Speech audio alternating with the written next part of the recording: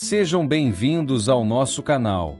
Hoje vou apresentar para vocês o relato da jornada do cantor Belchior pelo umbral.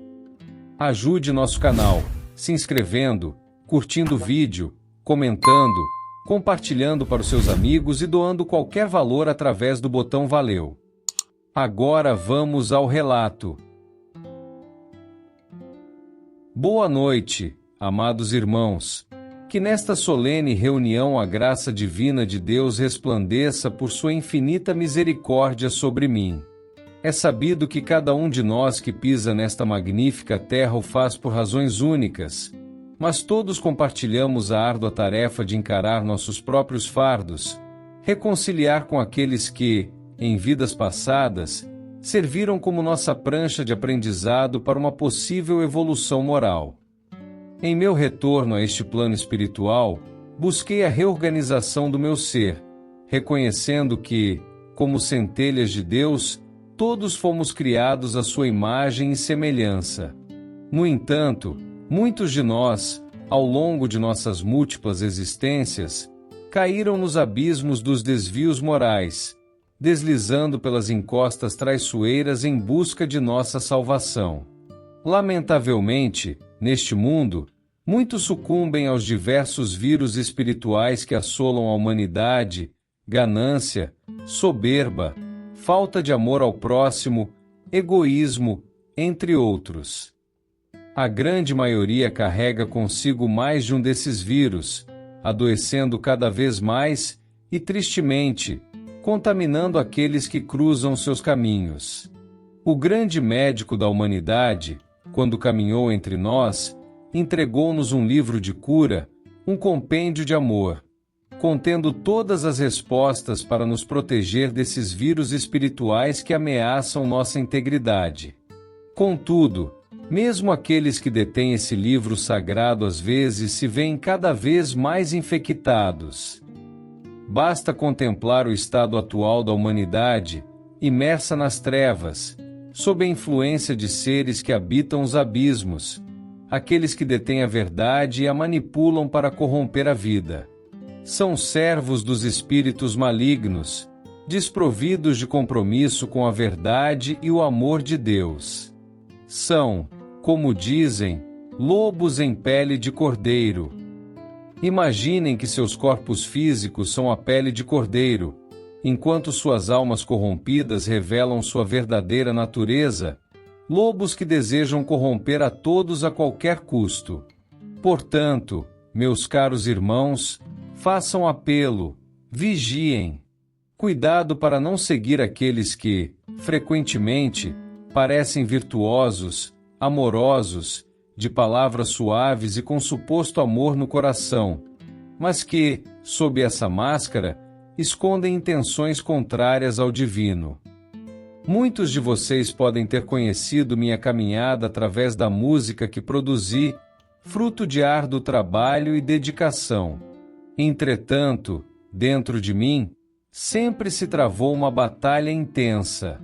Aqueles que escutaram minhas composições compreendem que essa luta sempre visou uma sociedade mais justa, igualitária e compassiva.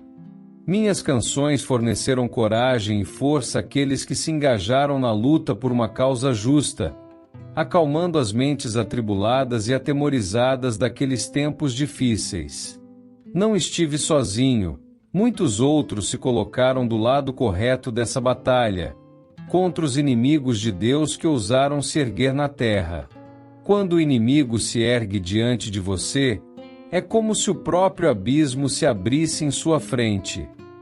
É um inimigo que ataca não apenas o seu corpo, mas também sua mente e sua alma. É um inimigo que dança como uma marionete, manipulado pelas mãos do mal. E diante disso, o que se deve fazer? Você, que ama este mundo e as pessoas que sofrem sob o jugo deste inimigo, qual é o caminho a seguir? Se você se erguesse e se defendesse, seria isso condenável? Será que desagradaria ao nosso Deus? Se todos os bons apenas aceitassem passivamente o que os maus fazem, viraríamos reféns de um mundo sombrio. Muitos espíritos corajosos e malignos se levantaram contra o Senhor, em nações como a Alemanha, e até mesmo no Brasil, em menor escala, assim como em todos os cantos do mundo. E se os justos permanecessem sentados, inertes, sem agir, hoje, talvez, não haveria mais negros, judeus ou tantas outras almas. Nós todos fazemos parte do exército de Deus, cada um travando suas próprias batalhas, cometendo erros e acertos ao longo do caminho. Porém, Deus é misericordioso. Ele não nos condena por nossos erros quando estamos tentando fazer o que é certo. Ele não nos julga por nos defendermos e, sobretudo, por defendermos os outros. Minha maneira de lutar foi através da música, mesmo durante a ditadura. Minha voz e minhas letras eram mensagens para todos, um apelo para que nunca desistissem. Era um chamado para que a luta nunca cessasse e o amor voltasse a reinar. Era um clamor para que mães e esposas parassem de enterrar seus filhos, muitos dos quais nem sequer sabiam o destino. Muitos já partiram para este plano espiritual. Quando finalmente vencemos essa batalha, não há guerra, pois tenho certeza de que aqueles que se foram ainda se recordam dela. Retomei minha música em busca da paz. Eu fui um trovador nesse contexto, junto com muitos outros. Graças a tudo que fiz, experimentei o desencarne de forma serena. Eu vivi com o coração e deixei este mundo com o coração, ouvindo música clássica na minha casa, sem grandes espetáculos, sem exaltação nacional, sem status. A música continuou a tocar e eu senti uma grande leveza, uma paz imensa. Era como se eu estivesse ouvindo uma nova canção que enchia meus olhos de lamentações. A morte havia se transformado em poesia, uma poesia que merecia ser declamada pela voz de Fernanda Montenegro. Sem culpa, sem preocupação, sem arrependimentos, eu me despedi deste mundo. Em nenhum momento pensei no céu ou no inferno, ou nas crenças que a vida terrena me impôs. Eu queria explorar o desconhecido sem expectativas, sem basear minhas expectativas em relatos terrenos. Afinal, o que é a vida? Eu estava vivo, mas não mais em carne e osso. Eu não pertencia ao plano físico, mas a um plano diferente, onde as paredes eram inatingíveis. Como espírito, eu pude tocar o infinito, onde todas as existências se encaixam. O mundo era vasto, as cores eram mais intensas e belas. Eu me perguntei se, na vida anterior, eu sofria de alguma doença nos olhos, pois as cores eram tão vívidas. Há mais vida além da vida, há mais calor, mais amor, e respira-se mais na dimensão espiritual do que na carne. Tudo era vasto e maravilhoso, mesmo sem eu ter saído do lugar onde meu corpo morto repousava. Eu olhava para mim mesmo, de olhos fechados, enquanto a música continuava a tocar, velando meu corpo. Era uma jornada para um mundo que transcende todas as expectativas, um mundo onde a alma finalmente encontra sua verdadeira liberdade. Essa foi a primeira sensação que invadiu o meu ser, mas agora já falei das flores. A verdade é que a maior parte das flores desabrocha sem espinhos, e isso deve ser dito.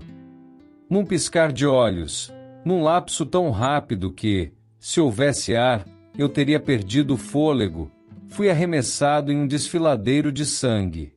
Um lugar onde era possível ver e sentir com as mesmas sensações que relatei, o horror de um lugar que parecia arrancado dos pesadelos mais sombrios. As cores eram mais intensas, o escuro mais profundo, o lugar era cercado por uma névoa ácida que eu podia sentir mesmo sem a proteção da pele. Gritos e sussurros eram ouvidos por toda parte, gritos de dor e ódio, lamentações e súplicas, e risadas que se perdiam na fronteira entre a insanidade e a maldade. Aquilo não era um mundo como conhecemos, era o reverso sombrio, o lado nefasto do universo. Eu não sabia qual nome dar àquele lugar infernal. Seria o inferno? Tártaro? Hades? A humanidade já havia imaginado e batizado tantos lugares semelhantes. Eu não desejava vivenciar essa experiência, não parecia algo que me trouxesse qualquer proveito. Lembrei-me de uma frase impactante que ouvira nos bastidores de um dos meus shows, proferida por uma senhora: quem deseja ver anjos deve enfrentar demônios primeiro. Aquela frase tomou um significado sinistro diante do cenário que estava presenciando. De repente, um espírito semelhante a mim surgiu à minha frente, olhando-me com olhos repletos de tristeza. Ele disse: se você acabou de chegar, não partirá tão cedo, pois o porteiro virá te buscar. Sem entender a referência ao porteiro, fui abruptamente agarrado e arrastado até uma imensa porta. Fui arremessado para dentro, mal conseguindo distinguir se era uma entidade ou apenas uma rajada de vento. Do outro lado daquela porta gigantesca, deparei-me com milhares de almas. Um mar de almas em um cenário envolto em chamas que pareciam não ter fim. Todos gritavam e praguejavam. Eu estava aterrorizado. De repente, ondas de fogo avançaram sobre nós, queimando tudo em seu caminho. Mesmo sendo um espírito agora, senti o fogo me envolvendo, a lava ardente, o odor de carne queimada, mesmo que ali não houvesse carne. Aquele lugar era um dos vários vales do umbral, e onde eu e tantos outros nos encontrávamos era conhecido como Vale das Lamentações. Naquele lugar horrível, a agonia era palpável. As almas atormentadas clamavam por misericórdia em meio às chamas que consumiam não só nossos corpos espirituais, mas também nossas esperanças e sanidade. A cada lampejo do fogo impiedoso, gritos eram ouvidos pelo vale, preenchendo o espaço com o eco ensurdecedor do sofrimento infindável. Eu, que até então estava aterrorizado, sentia-me ainda mais assustado e impotente diante daquele cenário apocalíptico. Era como se estivesse imerso em um pesadelo sem fim, sem a possibilidade de acordar para a realidade. O calor intenso queimava minha essência espiritual, enquanto meu próprio ser parecia diluir-se na voracidade das chamas. As almas ao meu redor eram variadas, cada uma carregando suas próprias histórias de pecado e tormento. Era uma multidão de condenados, perdidos na escuridão de suas próprias escolhas e ações.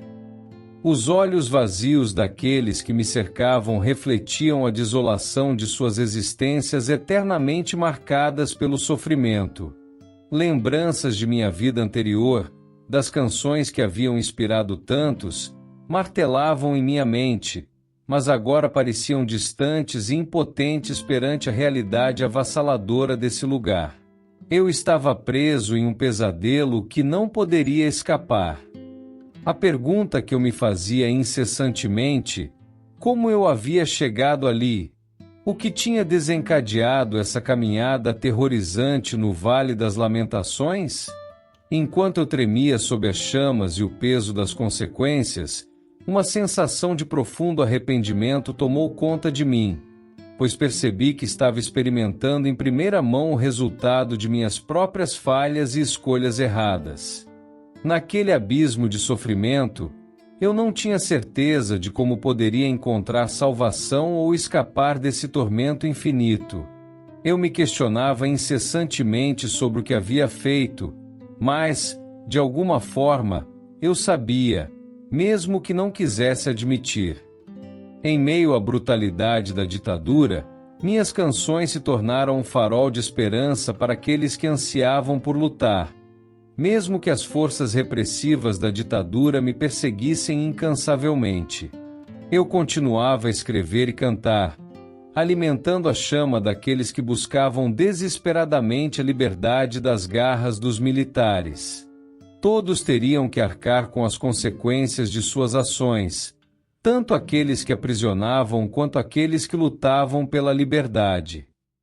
Afinal, não importavam os motivos, tudo era violência e todos os envolvidos estavam praticando mal.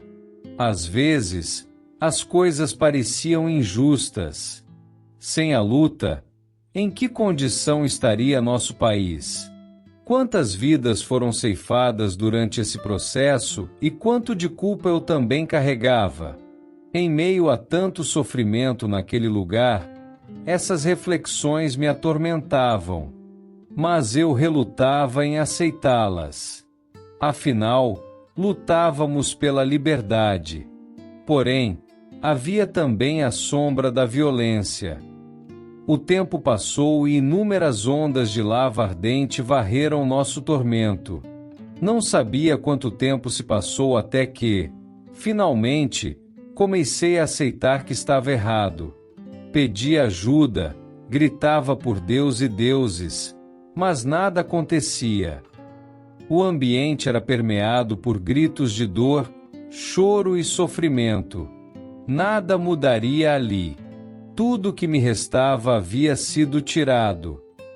Naquele lugar, não existia poesia nem beleza.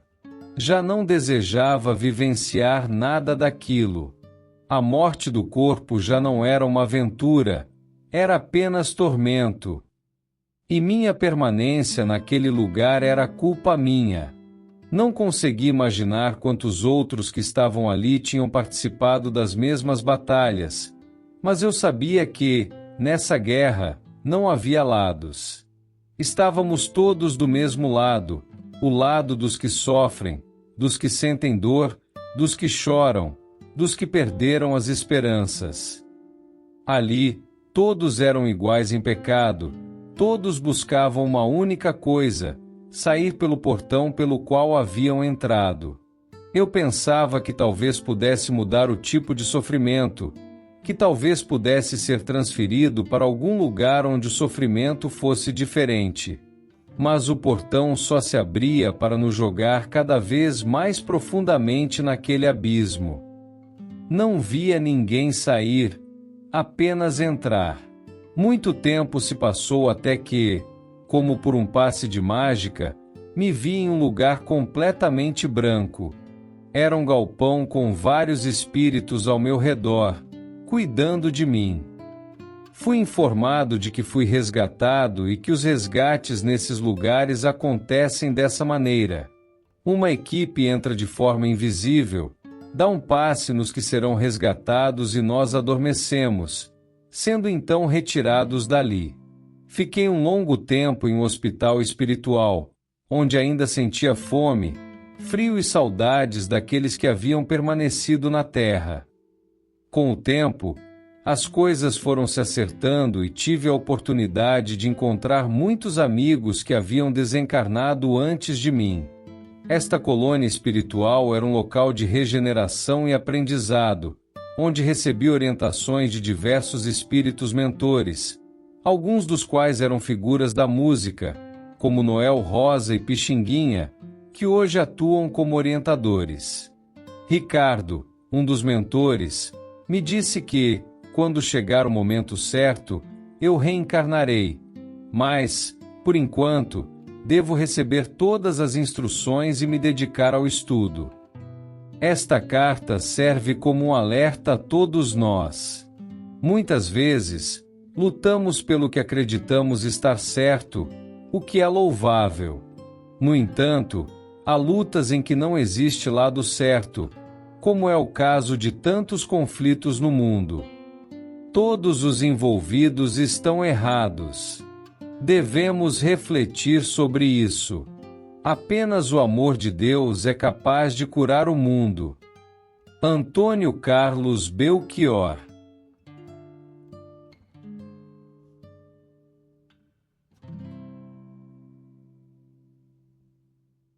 Se você gostou de nosso vídeo, não se esqueça de se inscrever, curtir o vídeo, comentar e compartilhar para os seus amigos.